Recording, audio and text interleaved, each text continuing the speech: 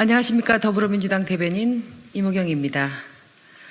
윤석열 대통령의 외교 참사, 집권 여당의 내부 싸움의 최대 피해자는 대한민국 국민입니다. 해외 언론들이 윤석열 대통령의 실언을 대거 보도하며 세계적인 망신거리가 되고 있습니다.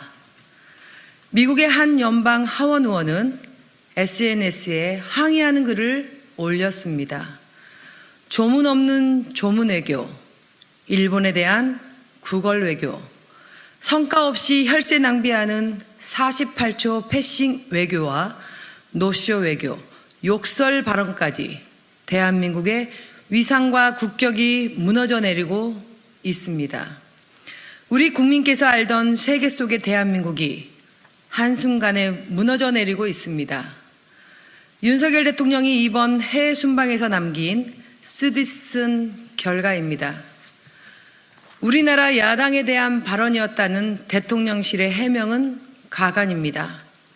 국제무대에서 미 의회와 자국 의회를 모두 디스한 지도자로 만들었습니다. 또한 지나가는 말, 사적 발언이라고 치부하기도 했습니다. 그 자리는 공적인 정상 외교장이었습니다.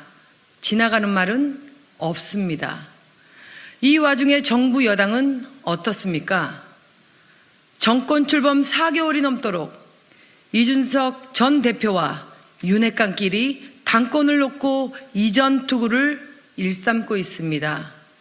민생은 안중에 없고 두 번이나 비대위를 꾸리며 식물 여당의 모습으로 국민들께 실망을 주고 있습니다. 국내외적인 소란 속에 최대 피해자는 대한민국 국민입니다. 윤석열 대통령과 국민의힘은 거짓 변명에 매달리지 말고 외교 참사와 국격 훼손에 대해 국민께 사과하십시오. 대통령의 입만큼 여당의 입도 진중하게 품격을 갖춰 주십시오.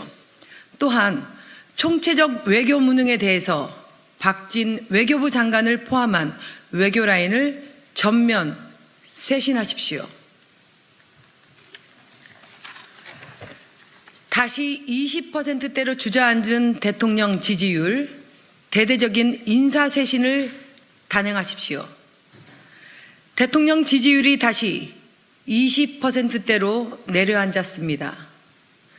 대통령의 무능함에 국민의 마음이 다시 싸늘해지고 있습니다.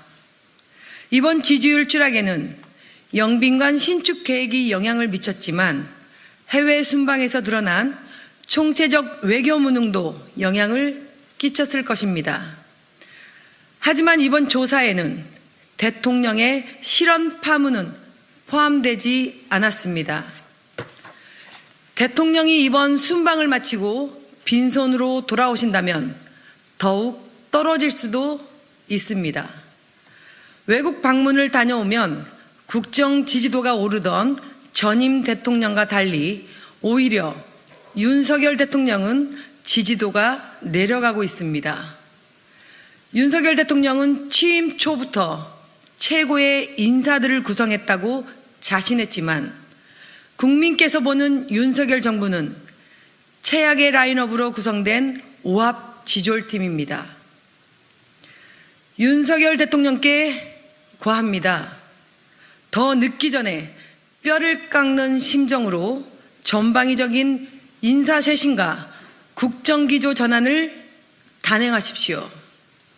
잘못 들어선 길을 고집하지 말고 다시 초심으로 돌아와 국민과 함께 새로운 길을 찾아야 합니다.